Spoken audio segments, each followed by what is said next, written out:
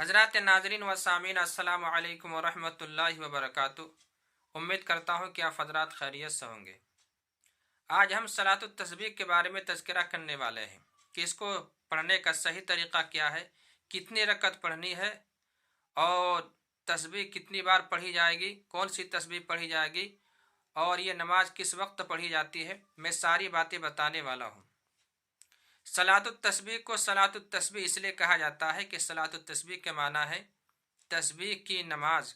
और चूँकि इस नमाज के अंदर तस्बीह पढ़ी जाती है, तीसरा कलिमा की तस्बीह पढ़ी जाती है और एक रकत में 75 बार पढ़ा जाता है और कुल 4 रकतों में 300 बार पढ़ा जाता है, इसलिए इस नमाज को सलातुत तस्बीह कहा जाता है।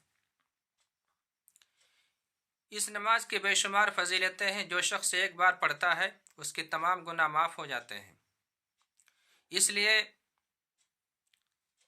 एक दिन में एक बार पढ़ें, दिन में ना हो सके तो हफ्ते में एक बार पढ़ें, यह भी ना हो सके तो महीने में एक बार पढ़ें, और यह भी ना हो सके तो साल भर में एक बार पढ़ें, और यह भी ना हो सके तो कम अज़ कम पूरी ज़िंदगी में एक बार ज़रूर पढ़ें। अभी 25 फरवरी को शब बारात आने वाली है, इसलिए शब बारात में ज़रूर पढ़ें।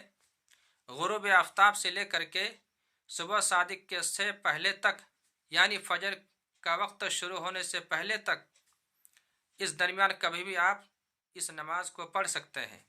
इस नमाज को पढ़ने का कोई वक्त मुकर्रर नहीं है।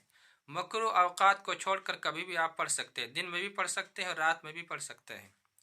ये कुल 4 रकत पढ़ी जाती है।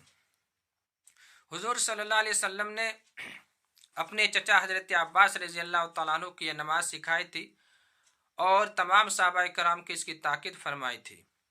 इसको पढ़ने का सही तरीक़ा यह है कि सबसे पहले आप नियत करें। मैं नियत करता हूँ या करती हूँ 4 रकत नमाज सलातुत तस्बीह की वास्ते अल्लाह ताला के, रुख मेरा काबा शरीफ की तरफ, अल्लाहु अकबर।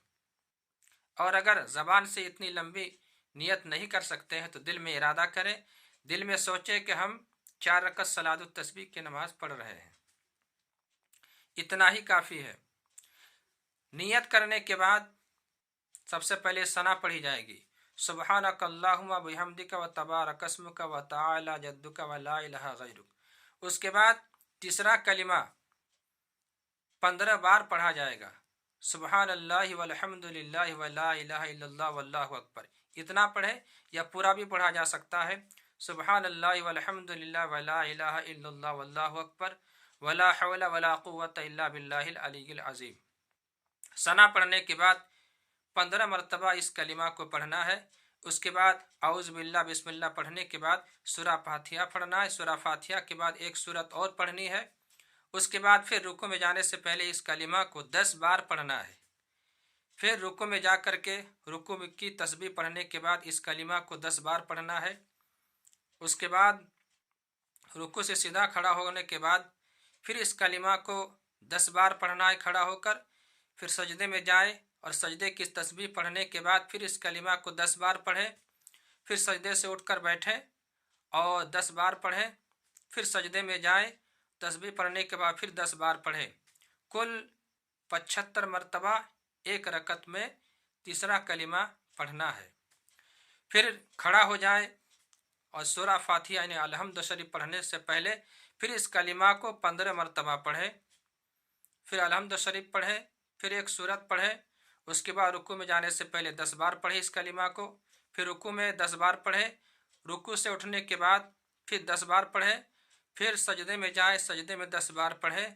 फिर सजदे से बैठें और 10 बार पढ़ें। फिर सजदे में जाएं और 10 बार पढ़ें।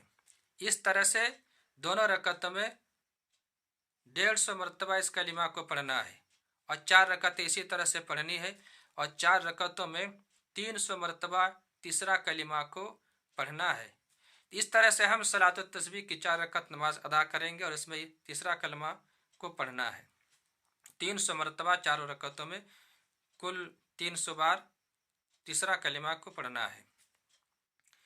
तो इसलिए आप हजरात इस तरतीब के साथ सलातुत तस्बीह की नमाज पढ़ें।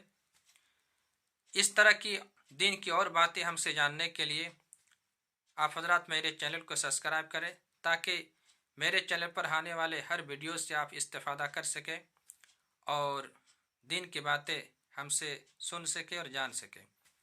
تو ملتا ہے کسی اور موضوع لے کر، تب تک کے لیے اجازت دیجیے۔ السلام علیکم ورحمۃ اللہ وبرکاتہ۔